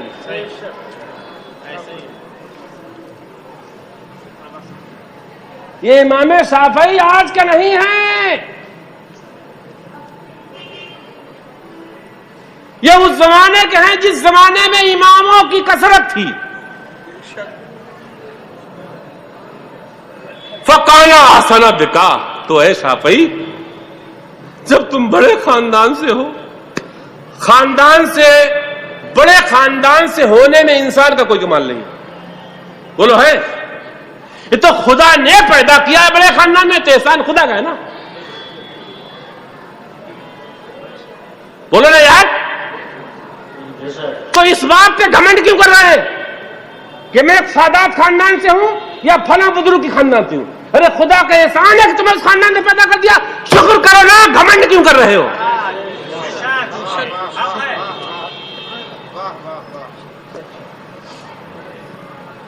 رات میں گڑ گڑاؤ نا کہ اللہ تو نے میں فلاں بزرگ کی اولاد میں پیدا کیا، اے اولا تو نے، مولا تو نے مجھے علی کی اولاد، کوئی کہہ رہا میں علی کی اولاد ہوں، اور میں فلاں وغیرہ، میں علی، مجھ سے آؤ میں علی کی اولاد، وہ کہہ رہا میں اس سے آؤں میں علی کی۔ توبہ توبہ، پوری قوم کو گمراہی کی دلدل میں ڈالا جا رہا ہے۔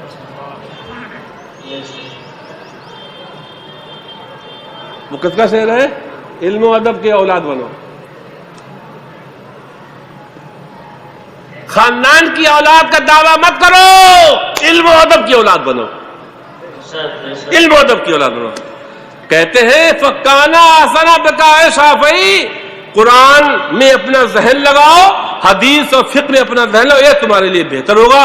فرماتے ثم رحل شافعی، شافعی کے دل پہ ایسی بات لگی، شعر و شاعری چھوڑ دی، شعر و شاعری چھوڑ دی۔ جس زمانے میں امام شافعی نوجوان تھے، جس سال امام اعظم کا وصال ہوا تھا اسی سال امام شافعی پیدا ہوئے تھے، جس سال امام اعظم کا وصال ہوا تھا اسی سال امام شافعی پیدا ہوئے تھے۔ امام اعظم وصال فرما چکے۔ اب اس وقت پورے عرب و حجاز اور کوفہ و بصرہ اور روم و شام میں دغدغہ اور سمجھے آپ دبدبہ تھا امام مالک کا۔ کس کا تھا؟ جن کا درس حدیث مدینے میں مسجد نبوی کے اندر اپنی مثال آپ تھا۔ امام شافعی، امام مالک یعنی ابو عبداللہ مالک ابن انس انصاری تھے۔ یہ ذرا غور کریے، اس وقت کے خاندان قریش اور خاندان بنو ہاشم اور خاندان علی کی اولاد کو سنیے۔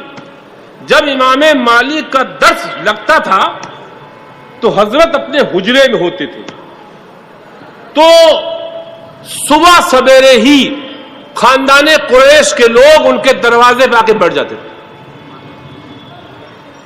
خاندان بنو ہاشم کے اور خاندان قریش کے لوگ اور مولا علی کی اولاد کے لوگ آ کے بیٹھ جاتے تھے، اور ایک خادمہ آتی تھی، وہ دروازے اندر کمرے میں ہوتے تھے، آتی تھی کہ اب امام آ رہے ہیں تیار ہو جاؤ۔ اب امام تو روایت کیا ہے کہ جب وہ یہ کہہ جاتی تھی اور جیسے ہی دروازہ کھلتا تھا تو علی کی اولاد، حسین کی اولاد، حاسم کی اولاد اپنا سر جھکا لیتی.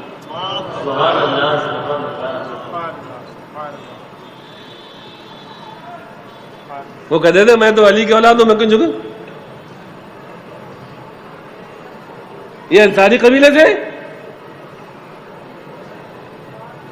بنو ہاشم قریش اولاد فاطمہ، چونکہ انہیں علم کی طلب تھی، اپنے جد امجد کے جو سینے سے علم پہنچا تھا صحابہ اور تابعین کے پاس، وہ چاہتے تھے کہ میرے سینے میں آ جائے. سر جھکا دیں اور فرماتے ہیں اس طرح سے بیٹھتے تھے سر جھکا کے کہ گویا ان کے سروں پر پرندہ بیٹھ گیا. یہی امام شافعی کا غور کریے، ادب علم کیسے ملتا ہے. یہ بچے سنیں، طالبات سنیں، بچے سنیں. یہی امام شافعی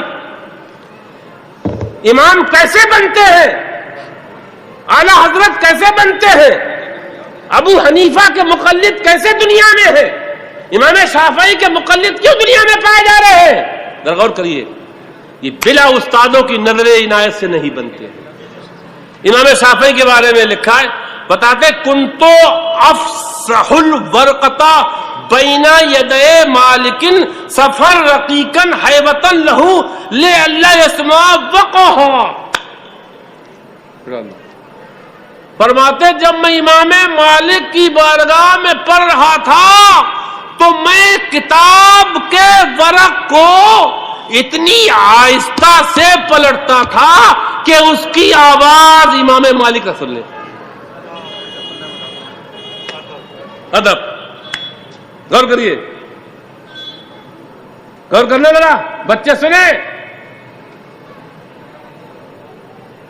یہی امام شافعی مدینے چلے گئے، رحلت الس مدینہ پہنچے اور مدینے پہنچ کر کے امام مالک کے درس میں داخل ہو گئے.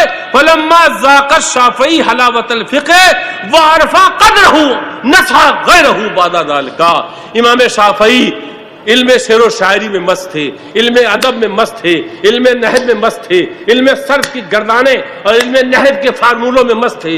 سمجھے آپ، فاعل کیسے، مرفوع کیسے، نصب کیسے، حال کیسے، ذوالحال کیسے، سمجھے آپ، موقت کیسے، موقت کیسے، سمجھے تمامے کیسے، مطبوع کیسے، اس میں مست تھے. لیکن جب فرماتے ہیں امام شافعی امام مالک کے درس میں پہنچے اور جب حدیث کی لذت ملی اور فقہ کی لذت ملی، جب فقہ کا ذائقہ انہیں لگا، اللہ اکبر اللہ اکبر، تو بجائے علم ادب کے اب لوگوں سے کہتے تھے لوگوں فقہ پڑھو، حدیث پڑھو، قرآن پڑھو. نصیب کریں گے فقہ پڑھو، حدیث پڑھو، قرآن پڑھو. اب میں ایک بات اور بتاؤں، ان لوگوں کے دل میں نے کہا ہے کہ ایک بات اور کہی تھی کہ عالم کامل عالم سے سبق، کامل عالم سے قرآن پڑھے.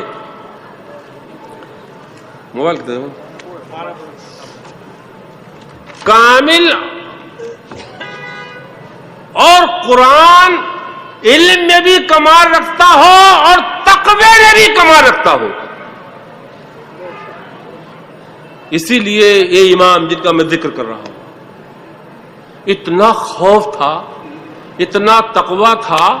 تابعین کے زمانے میں آیا ہے کہ بعض ائمہ کے پاس جب فتویٰ آتا تھا تو وہ 100 تک چلا جاتا. وہ کہتے تھے ان کے پاس چلے جاؤ، پھر کہتے ہیں ان کے پاس چلے جاؤ، یعنی 100 کے پاس گھوم کر پھر پہلے پاس آ جاتا تھا. جلدی فتویٰ نہیں دیتے ڈر کی وجہ سے، چونکہ فتویٰ جانتے کیا ہے. آج کل تو لوگ مسئلہ بتانے کے لیے لپکتے ہیں. ادھر پوچھا جا رہا ہو کسی مولوی سے تو غیر مولوی چاہتے پہلے میں بتا دوں، ایسا نہیں بولو. اکثر ایسا ہوتا ہے، میں نے ہزاروں بتا دیکھا. تو وہ اپنی علمیت ایک عمر بن عبدالعزیز کے زمانے کا مسئلہ ہے، 125 تابعین تھے اس وقت جو اپنے وقت کے امام تھے. ان کے پاس پہنچا تو انہوں نے کہا وہ فلاں ہم سے زیادہ جانتے ہیں، ان کے پاس چلاؤ، ان کے پاس جاؤ. بتایا کہ 125 کے پاس پھر فتویٰ کہاں گیا؟ کیوں؟ فتویٰ کیا ہے وہ سنیے ذرا. فتویٰ کوئی آسان کام تھوڑے ہے نا، فتویٰ کوئی آسان کام نہیں ہے.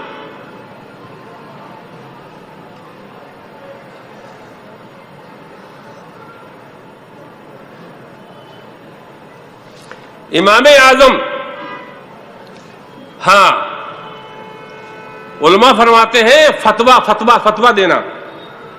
کبھی بھی آپ لوگوں سے بھی میں گزارش، کبھی بھی جلدی مسئلہ بتانے میں مت کرو. یہ میں عالم مولویوں کے لیے کہہ رہا ہوں، عوام تو بولے نا بالکل. کوئی مسئلہ پوچھا جا رہا ہے تو جلدی مت کرو. فتویٰ بتانا، مسئلہ بتانا کیا ہے، ذرا اس کی حقیقت بتا رہا ہوں آج میں، وہ سنیے. فرماتے ہیں اللہ اکبر، کس قدر فتویٰ کہتے ہیں حرام و حلال کا حکم بتانا کہ یہ چیز حرام ہے، یہ چیز حلال ہے. تو حرام و حلال ہونے کا تعلق کس سے؟ انسان سے، خدا سے. بولو نا. حرام کرنے حلال کرنے کا تعلق خدا سے نا. حلال کیا تو خدا نے، حرام کیا تو خدا نے. یا جن چیزوں میں اللہ تعالیٰ نے رسول اللہ کو اختیار دیا تو رسول اللہ نے حرام کر دیا، حلال کر دیا. اور حلت و حرمت کا حکم بتانا، حرام و حلال کا حکم بتانا، یہ اتنا بڑا کام ہے. گویا جو حرام و حلال کا حکم بتا رہا ہے وہ خدا کی طرف سے خبر دے رہا ہے. کیا دے رہا ہے؟ خدا کی طرف سے یہ خبر دے رہا ہے.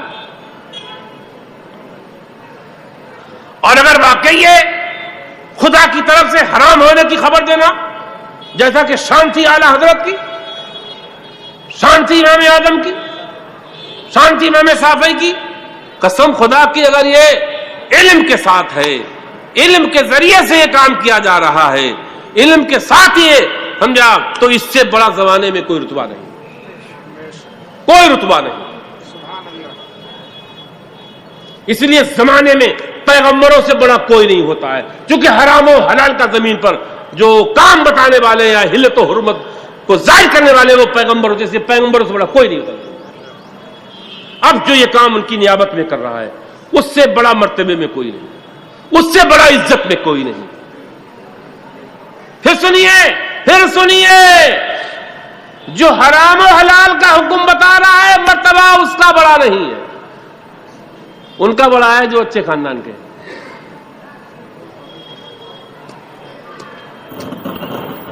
ہم نے دیکھا ہے اپنے استاد کو، ہم نے دیکھا ہے اپنے ایک استاد کو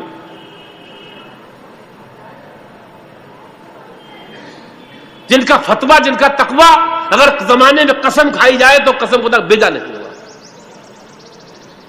اور ایک بڑے خاندان کا لڑکا آ گیا، استاد کو لوگوں نے دھکے دے دیے، اس مفتی کو دھکے دے دیے.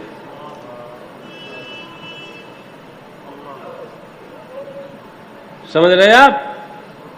یہ ہے خاندان پرستی کا دور، علم سے غفلت کا دور. یہ آنکھوں دیکھی بات بتا رہا ہوں. اور یہ دھکے ان استاد کو وہ نہیں دے رہے تو جاہل تھے، یہ دھکے دینے والے وہ تھے جو مدرسوں کے پڑھے ہوئے تھے.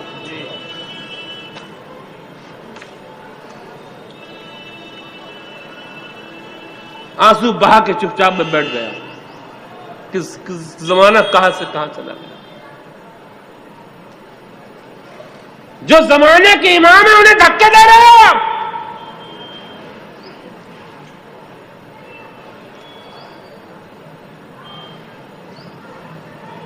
جن کے تقوی کی قسم کھائیں ہم تو بیجا نہیں ہے، جن کے علم کی قسم کھائیں اس زمانے میں بیجا نہیں. آنسو بہا کے چپ چاپ بیٹھ گئے.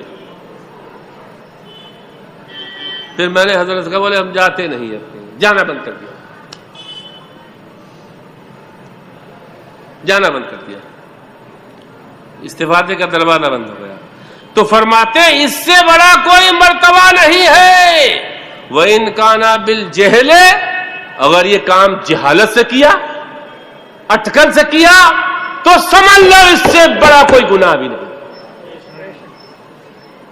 اس سے بڑا کوئی گناہ نہیں. اللہ اکبر.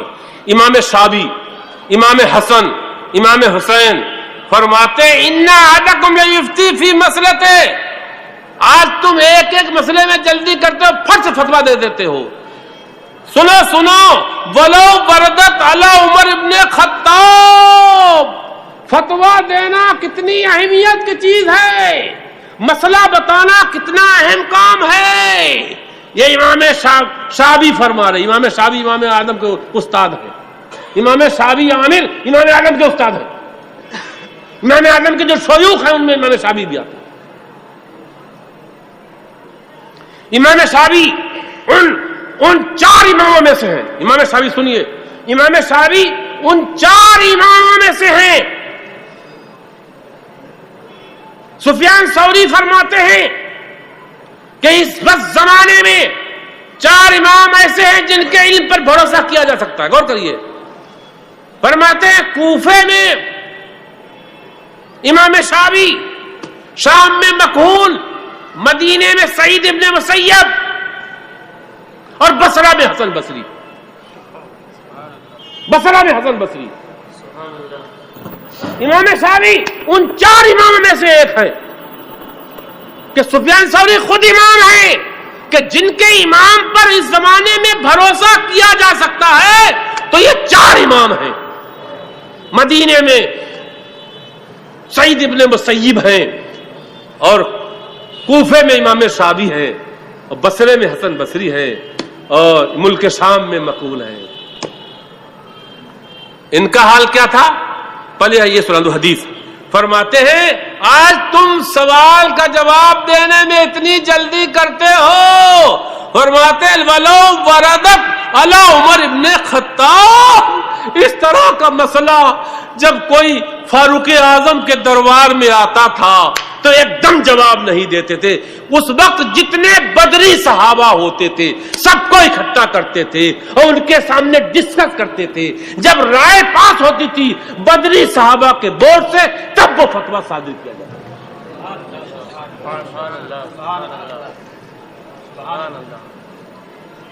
سنیے ذرا، سنیں آج کے مفتی، سنیں آج کے دارالافتاء. یہ میرا پیغام خدا سب کو پہنچا دے.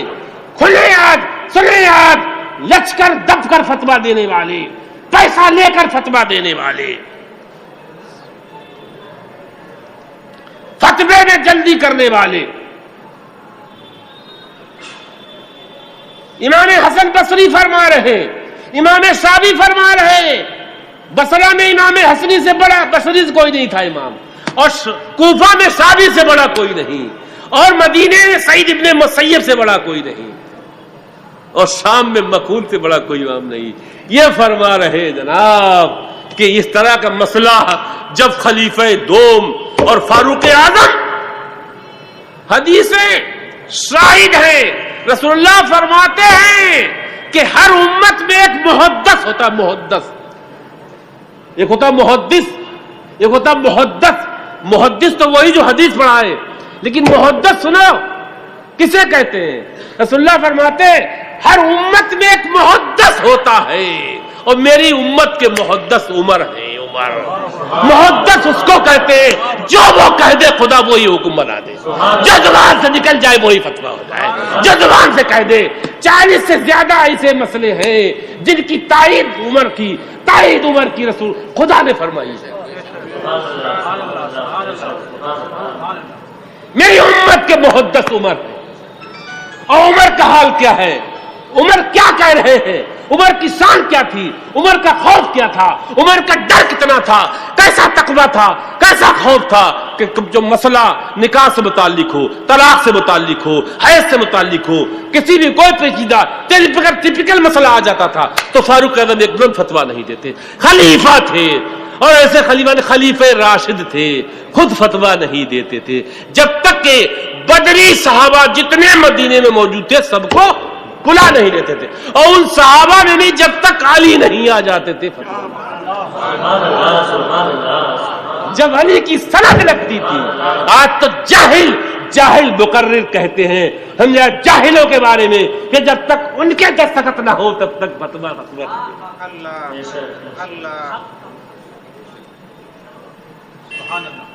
جاہل دین کی رہبری کریں گے؟ جاہل مقرر جو ہے وہ دین کی رہبری کریں گے؟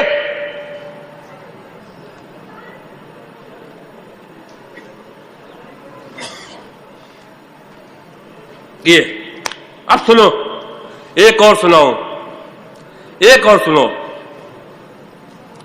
فرماتے ہیں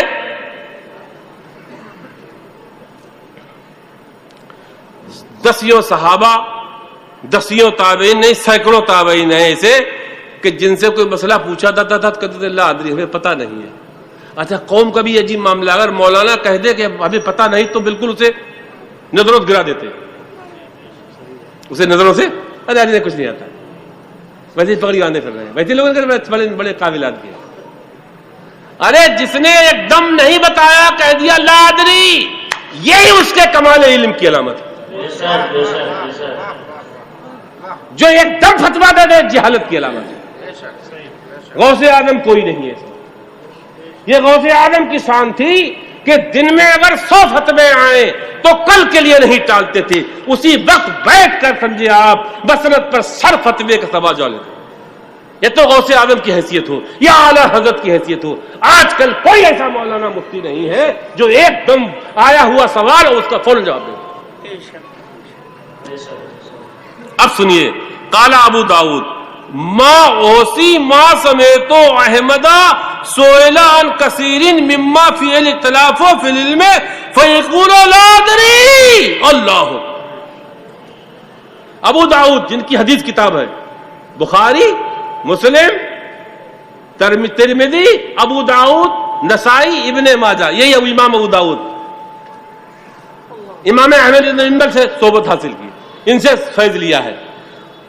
فرماتے ہیں میں نے امام احمد بن حنبل کو سینکڑوں مرتبہ دیکھا ہے کہ جب ان کے پاس کوئی فتویٰ یا مسئلہ آیا اور اس میں علماء کا اختلاف تھا تو وہ چپ ہو گئے، فرمایا لا ادری. آج جاہل کھڑے ہو جاتے ہیں تائید کرنے کے لیے. امام احمد بن حنبل چوتھے امام ہے، جب کوئی اختلافی مسئلہ آتا تھا جواب نہیں دیتے تھے، کہتے تھے لا ادری لا ادری لا ادری. یہی امام شابی، اب ان کی سنیے، امام شابی غور کریے، امام شابی قیلہ لے امام شابی، امام شابی جن کے بارے میں بتا چکا ہوں کہ ان اپنے زمانے 4 اماموں سے تھے.